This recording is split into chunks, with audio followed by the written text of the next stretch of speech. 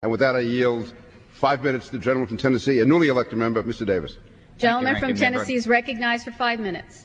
Thank you, Madam Speaker. I rise in opposition to the resolution, but in support of our troops. According to former Congressman, Senator, and Secretary of State Daniel Webster, God grants liberty only to those who love it and are always ready to guard and defend it. That was true in the mid-1800s, and it's still true today. I represent the 1st District of Tennessee. Tennessee is known as the volunteer state because of our heavy involvement in the Mexican War and the willingness of our men and women down through history to volunteer for service in our country. Right now, there are brave men and women in our armed services who are sacrificing for our freedom.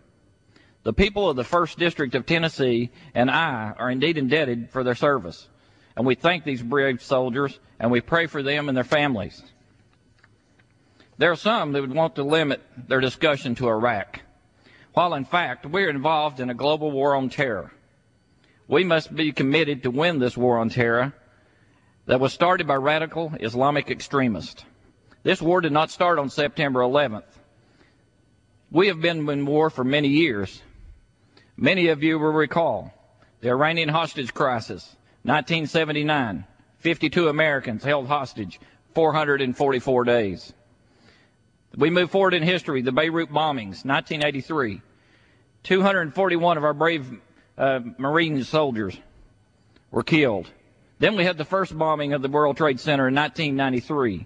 Then we had the USS Cole in 2000, 17 Americans killed. Then finally, September 11th, 2001, 3,000 Americans killed.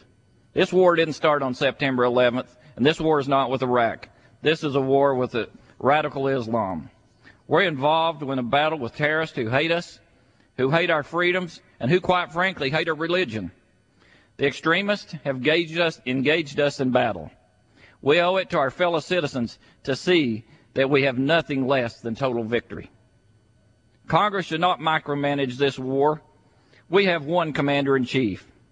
It's fine to disagree and to point out mistakes, but this resolution is a step to weaken the morale of our troops, and it will embolden our enemies. We cannot allow this to become another Vietnam situation, a situation where politicians tried to manage the war. My emotions run high as I remember that era. My first cousin, Fred Googe, was laid to rest just 1 week ago. Fred was wounded in that war in Vietnam, a war that was micromanaged by politicians. Because of that conflict, he spent the better part of the last 40 years in a wheelchair. He received a Purple Heart for his service. He was a war hero, just like the men and women of our military are right now. We cannot afford to ignore the advice of General Petraeus, who was recently unanimously approved by the Senate, and the advice of his commanders. I would ask, Madam Speaker, what message does a non-binding resolution really send?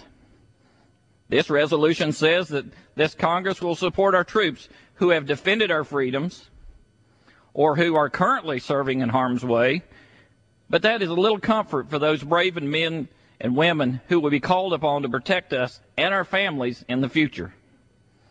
This non-binding resolution is only playing politics with our brave soldiers, their lives, and our future as a nation. To suggest that we can support the troops but not be in the battle to win is ridiculous and short-sighted. I can remember as a child watching many different Western television shows. Growing up, I don't know of many my age that didn't want to be the cowboy in the Wild West. After seeing many of their stories, you realize that when the hero is in trouble, they sound the alarm or blow a trumpet, and in races the cavalry to join their brothers in arms to win the fight. Madam Speaker, the trumpet has been sounded. It is time for the cavalry to join our brothers and sisters in arms to gain victory in this global war on terror. As the trumpet has been sounded, we have politicians in Washington who want to sit on their hands and not send in the troops. Looking at the latest news, as additional forces are moving in, radical Islamic leaders like al-Sadr are fleeing for their strongholds. It has been reported that he has left Iraq for his own protection. The additional troops are already having a positive impact on the region. We have the ability to win this war on terrorism, and we must win this war to protect the Americans today and for future generations. Madam Speaker, that is why I will join many of my colleagues in voting no on this resolution. Thank you. Gentleman from